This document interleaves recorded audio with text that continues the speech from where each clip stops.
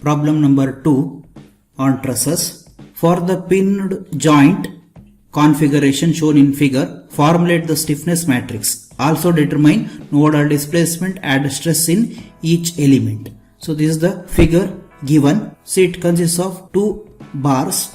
One of the bar having length 750 mm, cross section area 1000 mm square. And the second bar, the length is not given, you have to find out, and the area is 1200 mm square. See, there is a load of 50 kilonewton is acting at node number 1. See, node numbering is given in this problem. So we have to follow the same node numbering for FE model. So Young's modulus of both the material is given, it is 200 GPa. See, the problem is very important. It has been appeared in the VTU examination many times. Next, solution. See here, there are two bars in this truss system. So for finite element modeling, we have to use two elements. So one element for this bar and another element for this bar. So first step is FE model. FE model.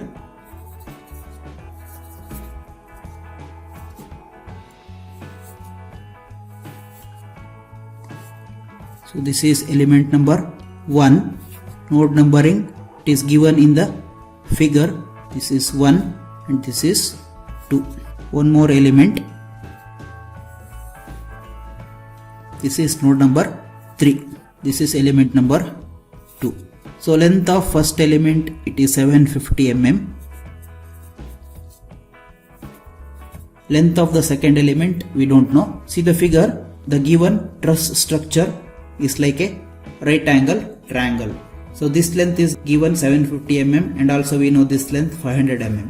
Now if you apply Pythagoras theorem, you can find out this length. So by applying the Pythagoras theorem, the length of the second element will be 901.38 mm.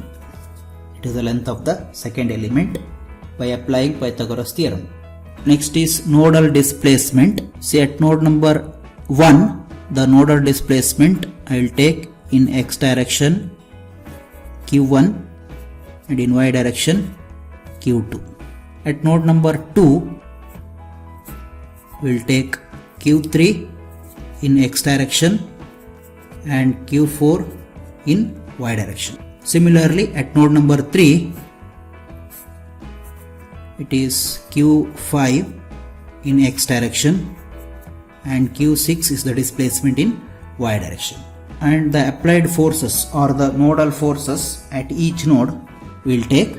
At node 1, I will take F1 as the applied load in x direction, F2 is the applied load in y direction. Similarly, at node number 2, F3 and F4. Next, at node number 3, the nodal forces F5 in x direction and F6 in y direction. These are the nodal forces. Here at node number 1, there is a load in y direction, that is 50 kilonewton. It is acting downward, so it is minus 50 kilonewton. So at node number 1, the applied load in y direction, that is F2, will be minus 50 kilonewton. Now we have to find out the nodal displacements, stresses in each element. Next is connectivity table.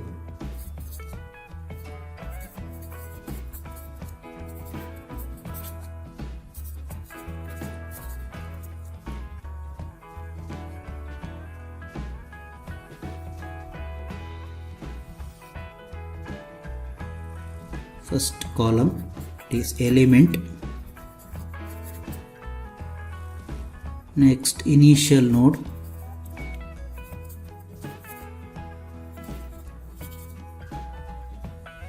final node,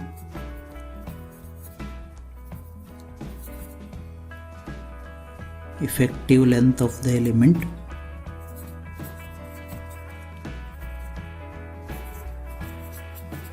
that is LE. Next, direction cosines,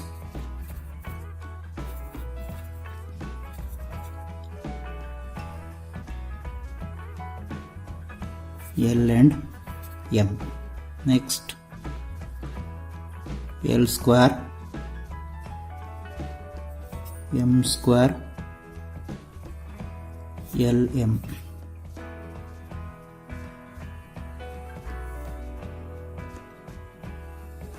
See the element number 1. See, this is the element number 1.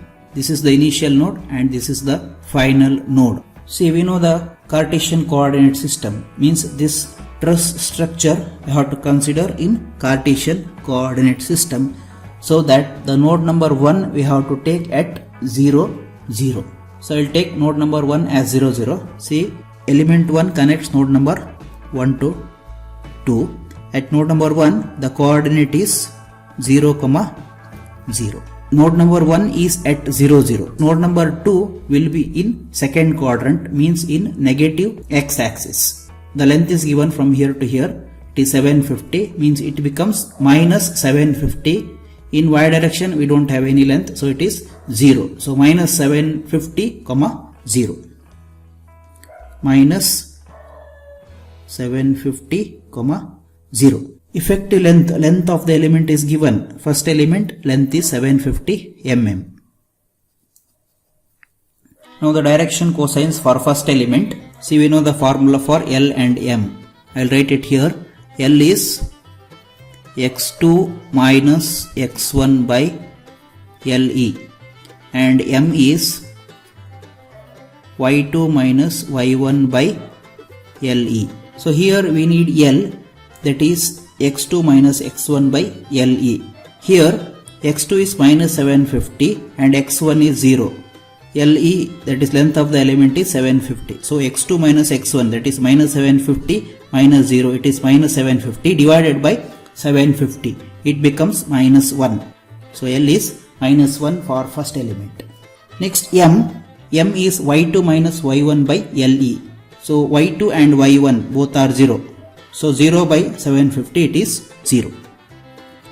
So L square minus 1 square, it is 1. M square is 0. Lm is again 0.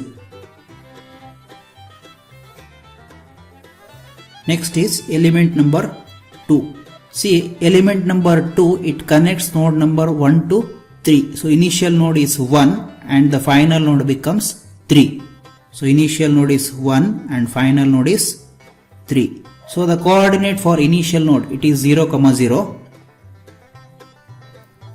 Now the coordinate for node number 3, see, from here to here the distance in x direction is 750, but it is in negative x direction, so minus 750, and distance from here to here, it is 500. It is given in the figure. From here to here the distance is 500. So the coordinate for node number 3 becomes minus 750, minus 500. So it is minus 750, minus 500. Next, length of the second element is not given.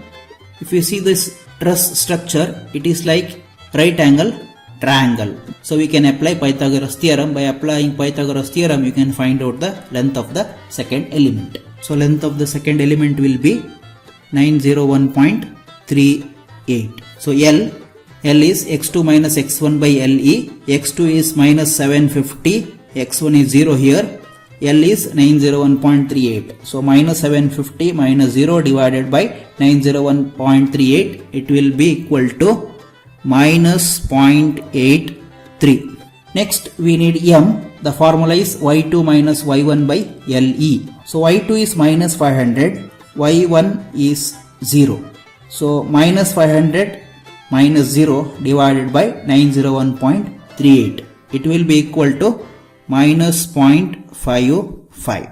L square minus 0.83 square. It will be equal to 0.68. Next we need M square. It is minus 0.55 square. It will be equal to 0.3. Next we need Lm. It is 0.83 into 0.55. It will be 0.45. Minus into minus, it becomes plus. So this is the connectivity table. Don't make any mistake while writing the connectivity table, because the entire problem becomes wrong if you make any mistake in the connectivity table. Next is elemental stiffness matrix. Elemental stiffness matrix. We have the formula, that is K is AE by LE, L square LM minus L square minus LM, LM minus L square minus LM, M square minus LM minus M square minus LM minus M square, L square LM, LM M square. This is the formula for elemental stiffness matrix for a truss element. See, for element 1, for element 1, K1 is equal to A1 E1 by LE1. A1 area for first element is 1000 mm square, 1000 into Young's modulus is 200 gigapascal, means 200 into 10 power 3 Newton per mm square, divided by the length of the first element, it is 750. The length is 750. L square is 1, LM 0, minus L square it is minus 1, minus LM 0. So because of symmetry, I can write here 0, minus 1, 0. M square is 0, minus LM 0, minus M square 0. So due to symmetry, I can write 0, 0 here. Here is L square, it is 1. LM is 0, 0. M square is again 0. Next, if you simplify this, you will get K1 is equal to 10 power 5 outside, and inside we will get 2.66, 0 minus 2.66, 0. Due to symmetry, I can write here 0 minus 2.66, 0. Here it is 0, 0, 0, 0, 0, 2.66, 0, 0, 0. This is the elemental stiffness matrix for first element. Now see the figure. Element 1 connects node number 1 to 2. At node number 1, the displacements are Q1, Q2. At node number 2, the displacements are Q3, Q4. Therefore, you have to give the numbering 1, 2, 3, 4. So here the numbering will be 1, 2, 3, 4. Similarly here 1, 2, 3, 4. Next, for element 2, elemental stiffness matrix for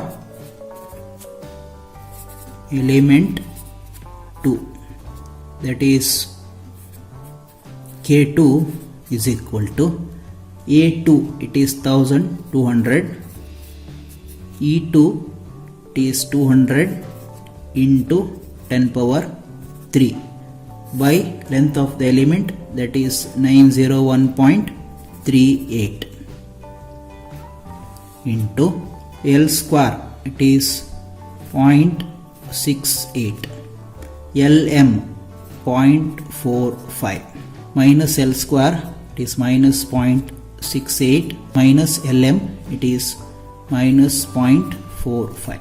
Next, due to symmetry, I can write here 0.45 minus 0.68 minus 0.45. Next, we need M square here, it is 0.3, minus LM, it is minus 0.45, minus M square, it is minus 0.3. Due to symmetry, I can write the second column minus 0.45 minus 0.3. Next, we need L square here, it is 0.68. Next, LM 0.45. Here it is 0.45. Here we need M square, it is 0.3. Now if you simplify this, we will get K2 is equal to 10 to the power of 5 outside. Inside it will be 1.8, 1.2 minus 1.8 minus 1.2. Here due to symmetry I can write 1.2 minus 1.8 minus 1.2. Here it is 0.8 minus 1.2 minus 0.8. Here minus 1.2 minus 0.8. 1.8, 1.2, 1.2, 0.8. This is the elemental stiffness matrix for second element. Now you have to give the node numbering. For that you have to see the FE model. See, element number 2 connects node number 1 to node number 3. At node number 1 the displacements are Q1, Q2, and at node number 3 the displacements are Q5, Q6. Means you have to give the numbering 1, 2, 5, 6. So the numbering will be 1, 2, 5, 6. Here also 1, 2, 5, 6. Next is global stiffness matrix. Global stiffness matrix, that is K equal to K1 plus K2. So K will be equal to 10 power 5 outside. See the order of the stiffness matrix. Here there are 3 nodes. Each node has got 2 degrees of freedom. Means total degrees of freedom for the given truss system will be 6. Therefore the order of the global stiffness matrix will be 6 cross 6. 1, 2, 3, 4, 5, 6. Here also the numbering 1, 2, 3, 4, 5, 6.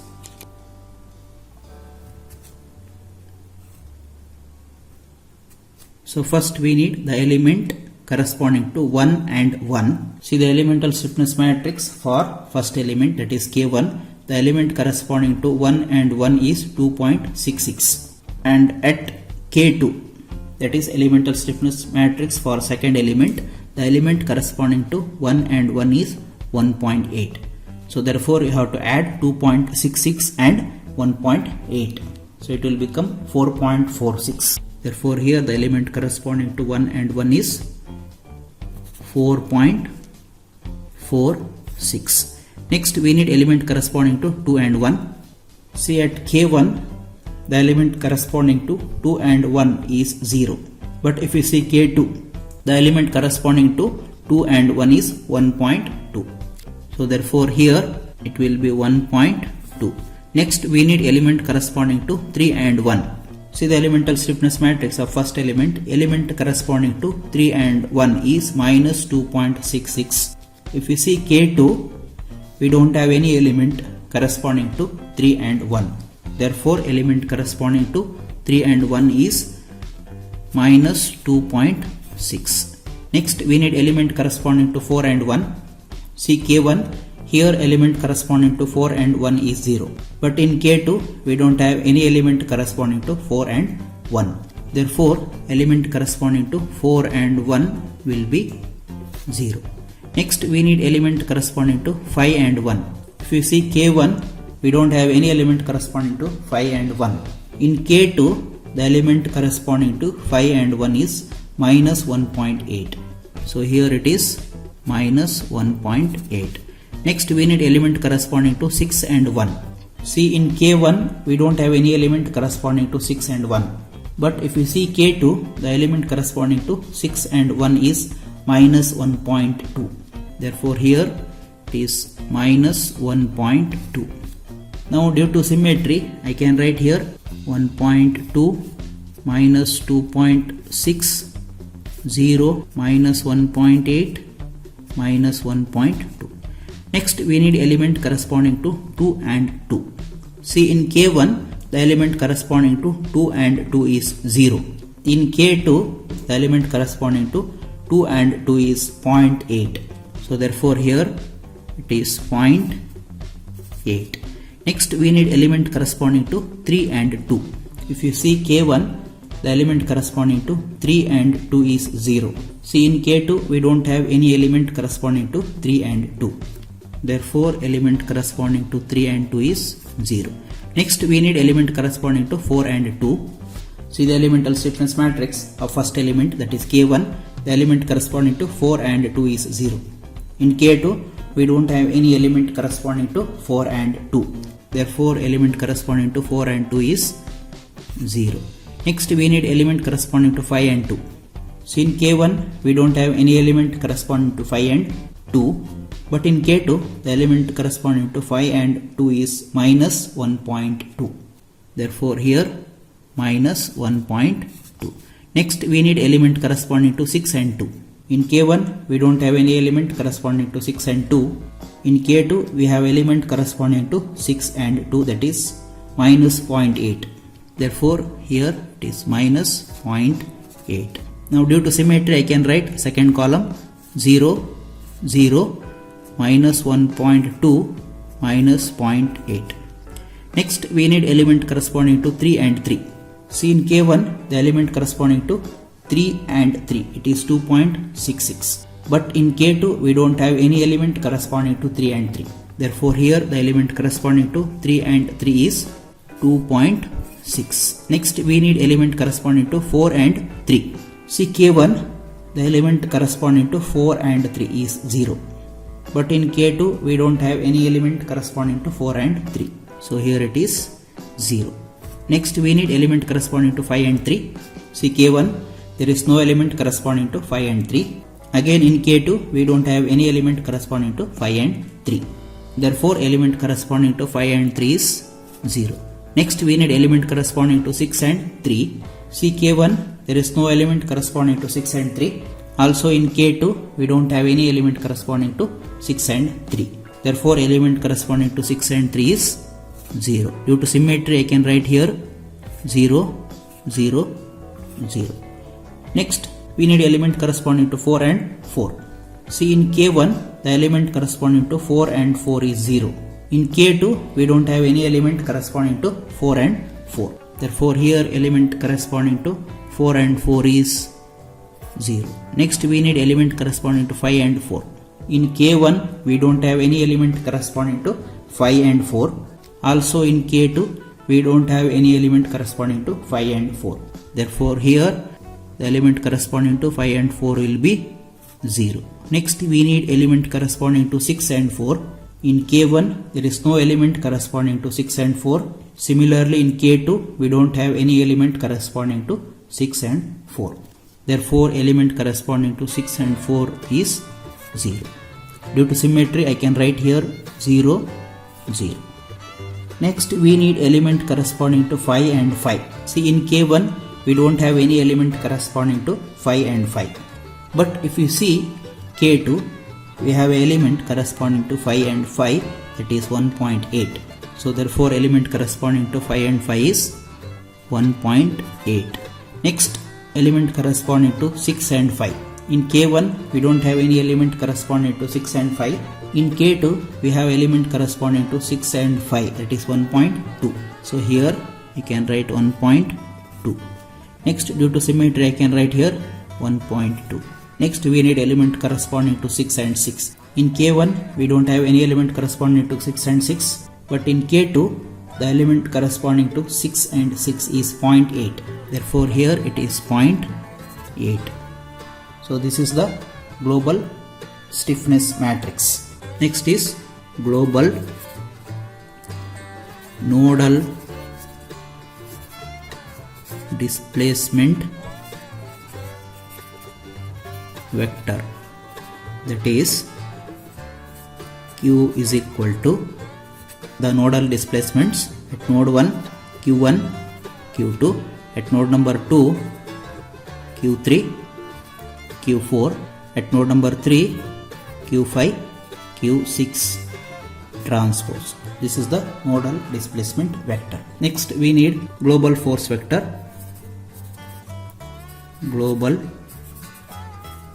force vector, that is F is equal to F1 F2, that is nodal force at node number 1,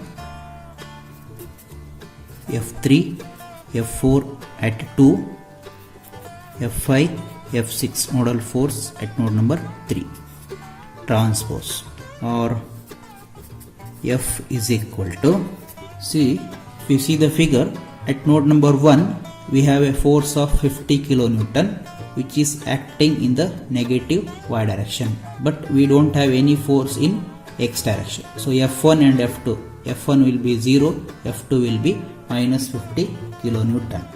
So it is 0 minus 50 into 10 power 3. Next we need F3 F4.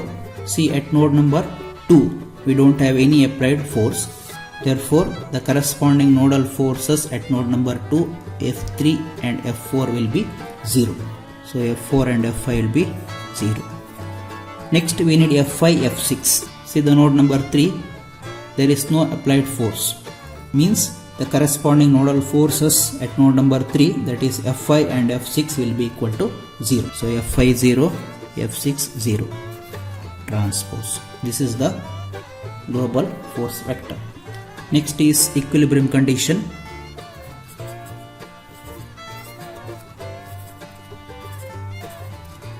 Equilibrium condition, K into Q is equal to F. So it is 10 power 5 outside, and inside it will be 4.46, 1.2, minus 2.66, 0, minus 1.8, minus 1.2, 1.2, minus 2.66, 0, minus 1.8, minus 1.2, 0.8, 0, 0, minus 1.2, minus 0.8, 0, 0, minus 1.2, minus 0.8. Next 2.66, 0, 0, 0, 0, 0, 0. Here also 0, 0, 0, 0, 0, 1.8, 1.2, 1.2, 0.8. This is K into Q. Q1, Q2, Q3, Q4, Q5, Q6 is equal to F, that is 0 minus 50 into 10 power 3, 0, 0, 0, 0. This is F. Next is applying the boundary condition. Applying the boundary condition. See the figure. See, node number 2 and 3 both are fixed. The corresponding displacements are at node number 2 Q3 and Q4. At node number 3 the corresponding displacement is Q5 and Q6. Since node number 2 and 3 are fixed, Q3, Q4, Q5, Q6 will be equal to 0. Since node 2 and 3 are fixed, Q3, Q4, Q5, Q6 will be equal to 0. So using elimination method, we can eliminate the corresponding rows and columns. So using elimination method of handling boundary conditions, we can eliminate corresponding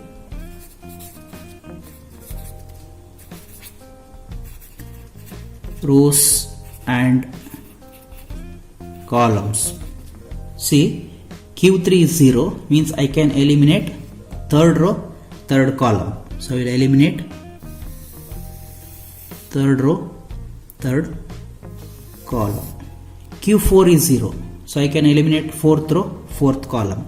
So I will eliminate fourth row and fourth column in the equilibrium equation. Q5 is 0 means we can eliminate fifth row, fifth column. So I will eliminate fifth row, fifth column. Similarly, Q6 is 0 means we can eliminate sixth row, sixth column. So I will eliminate sixth row, sixth column. Now the equilibrium equation reduces to, therefore the resultant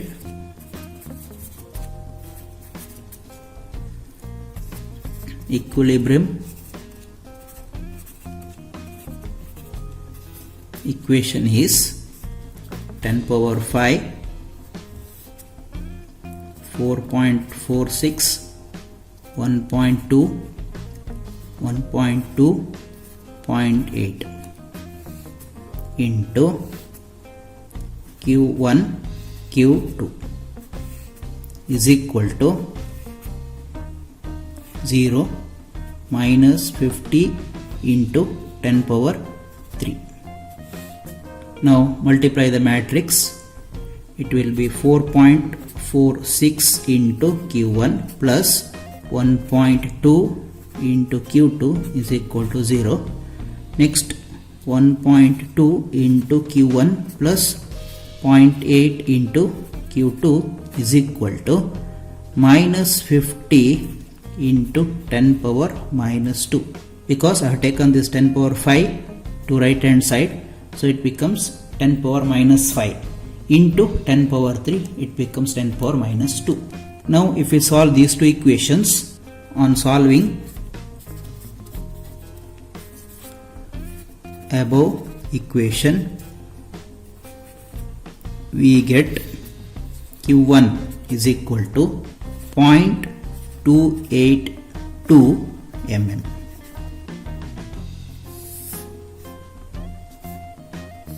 That is nodal displacement at node number 1 in x direction, and Q2 will be equal to minus 1.05 mm. This is nodal displacement at node number 1 in y direction. So these two are the nodal displacement at node number 1. Next is stress in each element. Stress in each element. For element 1, we have the formula sigma 1 is equal to E1 by L1 minus L minus M L M Q1 Q2 Q3 Q4. That is corresponding nodal displacement for element 1. Substitute the value. Sigma 1 is equal to E is 200 GPa, 200 into 10 power 3 by length L1, that is length of first element, it is 750, minus L is 1, minus M is 0, L minus 1, M is 0, into Q1 it is 0.282, Q2 is minus 1.05, Q3 0, Q4 0. If we simplify this, we will get sigma 1 is equal to 75.2 Newton per mm square. This is the stress in element number 1. Next, for second element, for element number 2, we have sigma 2 is equal to E2 by L2 minus L minus M L M into Q1 Q2 Q5 Q6. Here we know that element number 2 connects node number 1 to 3. At node number 1 displacement is Q1 Q2. At node number 3 the displacement is Q5 Q6. Therefore we got Q1 Q2 Q5 Q6. Now we will substitute the given value.